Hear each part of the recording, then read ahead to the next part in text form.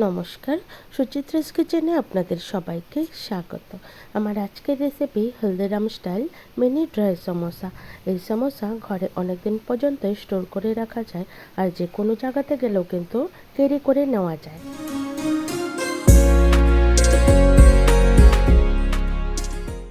সবার প্রথমেই আমি সিঙ্গারার যে স্টাফিং সেটার জন্য কিছু জিনিস রেডি করে নিয়েছি। এটা যেহেতু ফারসান মিনি সামোসা, তার জন্য আমি নিয়েছি কিছু ন্যামকিনস। এখানে 2 রকমের ভুজিয়া নিয়েছি আর নিয়েছি 3 রকমের চানাচুর। এখান থেকে কিছু কম বা বেশি হলেও কোনো ব্যাপার না। 1 চামচ নিয়েছি গোটা ধনে, 1 মুঠো নিয়েছি কাজু, 1 মুঠো কিশমিশ, এখানে গুড় নিয়েছি আর নিয়েছি তেঁতুলের পাল্প। আমি কিছু তেঁতুল গরম জলে গুলিয়ে রেখেছিলাম, তারপর ছেঁকে পাল্পটা নিয়েছি। 2 চামচের মতো নিয়েছি তেল। তেলটাকে আমি আগে থেকে একটু ভেজে রেখেছি। আর হিং নিয়েছি। এখানে কিছু শুকনো মশলা নিয়েছি। 1 চামচ ধনে গুঁড়ো, 1 চামচ নিয়েছি লঙ্কা গুঁড়ো, 1 চামচ গরম মশলা, 1 চামচ জিরে গুঁড়ো, হাফ চামচ নিয়েছি লং আর দারচিনির গুঁড়ো, 1 চামচ নিয়েছি মৌরির গুঁড়ো। এখানে সিঙ্গারার জন্য ডো রেডি করে নেব। তার জন্য আমি 3 কাপ ময়দা নিয়েছি। এখানে ময়দার বদলে কিন্তু আটা দিলেও হবে, যে যেটা পছন্দ করে। স্বাদ মতো দিয়ে দিব লবণ আর 1 চামচ দিয়ে দিব আজওয়াইন। আজওয়াইনটা আমি হাতে একটু ঘষে দিয়ে দেব, এতে ফ্লেভারটা খুব ভালো আসবে। আর আজওয়াইন যেহেতু আমাদের হজমের জন্য ভালো। এবার ময়ামের জন্য দিব ঘি। 3 কাপ ময়দার জন্য আমি এখানে 3 চামচ ঘি দিয়ে দিব। এখানে ঘিয়ের বদলে কিন্তু তেল দিলেও হবে, তবে ঘিয়ের স্বাদটাই কিন্তু একটু আলাদা আসে। ভালো করে মেখে নেব যতক্ষণ না পর্যন্ত মুঠো বাঁধে। এরকম মুঠো বাঁধলে কিন্তু বুঝে নিতে হবে যে ময়াম আমাদের কিন্তু পারফেক্টলি হয়ে গেছে।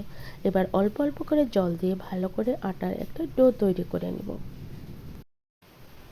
একবারে কিন্তু জল দিব না, অল্প অল্প করেই জল দিব। একবারে জল দিলে কিন্তু নরম হয়ে যেতে পারে, কারণ এই ডোটা কিন্তু একটু শক্ত হবে।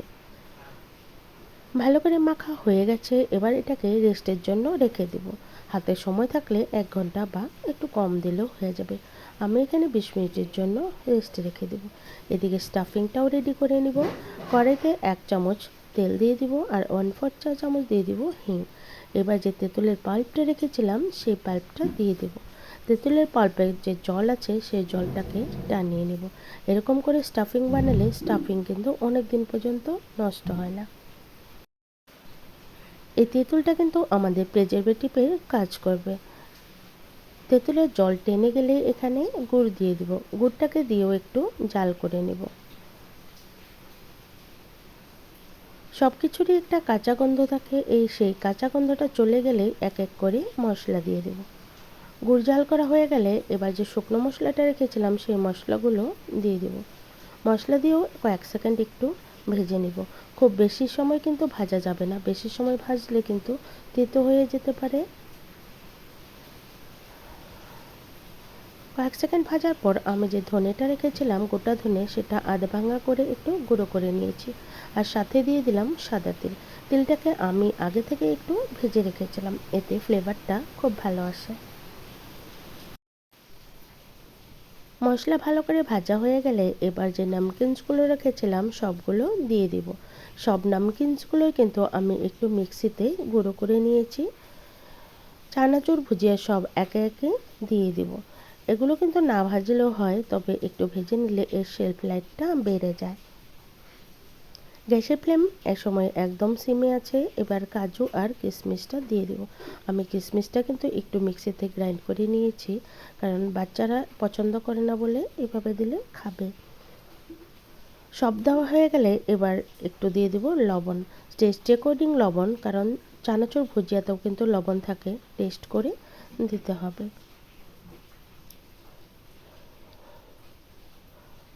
ভাজা হয়ে গেছে, স্টাফিংটা আমাদের রেডি। এবার নামিয়ে ঠান্ডা করে নেব। এদিকে ডোটাও কিন্তু সেট হয়ে গেছে, আবারও একটু মেখে নেব। ঘি দিয়ে ময়াম দেওয়ার জন্য ঘিটা কিন্তু জমাট বেঁধে গেছে। এবার একটু ডলে নিলে সব কিছুই আবার সেট হয়ে যাবে। এবার ছোট ছোট করে লেচি কেটে নেব। যেমন একটা লুচি হয় ঠিক সেই রকমেরই লেচি কেটে নেব। ছোট বড় নিজেদের ইচ্ছে মতোই কিন্তু ডিপেন্ড করে, কারণ এটা যেহেতু মিনি ড্রাই সমোসা আর ফারসান, তাই ছোট ছোট করে লেচি কেটে নিলাম, যেমন একটা লুচি হয় সেরকম করেই বেলে নিব।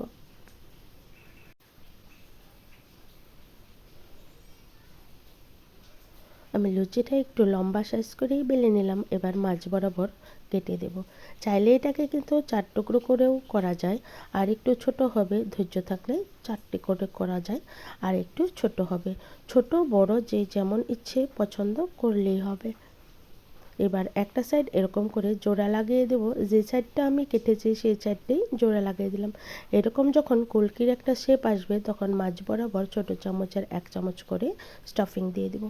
সাইড দিয়ে একটু জল লাগিয়ে দেবো, এতে করে সিঙ্গারাগুলো ভালো করে সিল হয়ে যাবে আর খুলবে না। কারণ এতে অনেকটাই ঘিয়ের ময়াম দেওয়ার জন্য মুখটা তেলে দেওয়ার সাথে সাথে কিন্তু খুলে আসে। যদি একটু জল দিয়ে সিল করা হয় তবে কিন্তু আর খুলে যায় না। এরকম করে দুটো সাইডে ভালো করে সিঙ্গারার শেপ দিয়ে বানিয়ে নেব।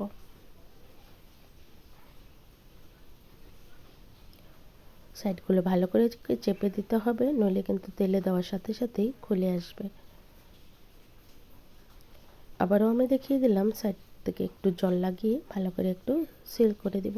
প্রথমে একটা সাইড জোড়া লাগিয়ে নিব, তারপর মাঝখানে স্টাফিং দিয়ে দিব।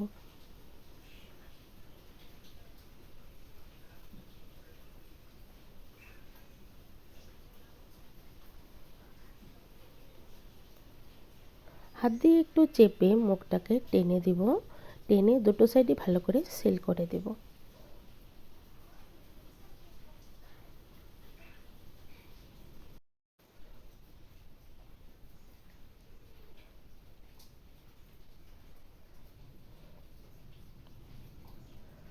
আবারও একটা লুচি বেলে নিলাম। আবারও বলছি, এই সিঙ্গারা কিন্তু আরও ছোট করেও বানানো যায়। আমি দুটো করেই বানালাম, ধৈর্য থাকলে আরও ছোট ছোট করে বানালেও হয়। এরকমই হলদিরামের যে প্যাকেটগুলো পাওয়া যায় সেখানে কিন্তু ছোট ছোট সিঙ্গারা থাকে, ছোট ছোট 1 বাইটেই কিন্তু শেষ হয়ে যায়। এরকম করে সিঙ্গারা বানিয়ে যে কোনো জায়গাতে গেলেও কিন্তু নিয়ে যাওয়া যায়, বাড়িতে যে কোনো ওকেশনেও কিন্তু সবাই প্রশংসাই করবে। আর খেতেও বেশ ভালো লাগে, টি টাইমে স্ন্যাক্স হিসাবে এই সিঙ্গারা খুব ভালো লাগে খেতে, যেহেতু স্টোর করে রাখা যায়, নষ্ট হয় না।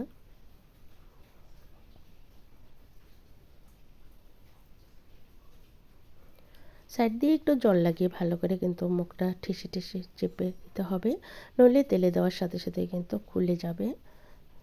এই জল দেওয়ার কারণে এর মুখটা কিন্তু আঠার মতো লেগে যাবে।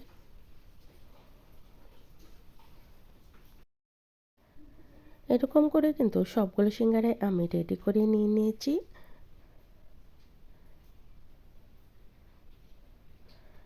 সিঙ্গারাগুলো রেডি হয়ে গেছে। এবার তেলে ফ্রাই করার জন্য একটা কড়াই বসিয়ে দেব। কড়াই বসিয়ে কড়াইতে দিয়ে দেবো সাদা তেল। তেলটা হালকা গরম হয়ে গেলে এখানে আমি এক এক করে সিঙ্গারা দিয়ে দেব। খুব বেশি কিন্তু তেল গরম করব না, তেল বেশি গরম করলে আগে থেকে উপরটা ভাজা হয়ে যাবে আর ক্রিস্পি হবে না। এরকম হালকা করে ভাজলে সিঙ্গারাগুলো ক্রিস্পি হবে। এই সময় গ্যাসের ফ্লেম কিন্তু একদম মিডিয়াম টু লোতেই রাখবো, এতে সিঙ্গারাগুলো ক্রিস্পি হবে। গোল্ডেন কালার হয়ে গেলে সিঙ্গারাগুলো তুলে নেব। ভালো করে উল্টে পাল্টে সিঙ্গারাগুলো ভেজে নেব। সিঙ্গারাগুলো ভাজা হয়ে গেছে, এবার তুলে নেব। একটা টিস্যুর উপরে দিয়ে দেবো যাতে এক্সট্রা তেলগুলো বেরিয়ে যায়। এরকম করে সব সিঙ্গারাগুলোই ভেজে নিলাম। কেমন লাগলো ভিডিওটা অবশ্যই জানাবেন, যদি ভালো লাগে একটা লাইক করে দেবেন। একটা সিঙ্গারা ভেঙেও দেখালাম, দেখুন কতটা ক্রিস্পি হয়েছে। ভিডিও ভালো লাগলে লাইক করার অনুরোধ রইল, আর আমার চ্যানেলে নতুন বন্ধু হয়ে থাকলে চ্যানেলটাকে সাবস্ক্রাইব করার অনুরোধ রইল। পাশে থাকা বেল আইকন অবশ্যই প্রেস করে দেবেন, কারণ আমি চ্যানেলে যখনই কোনো নতুন রেসিপি দেবো আপনারা এর নোটিফিকেশন পেয়ে যাবেন। আবারও হাজির হয়ে যাব অন্য কোনো রেসিপি নিয়ে।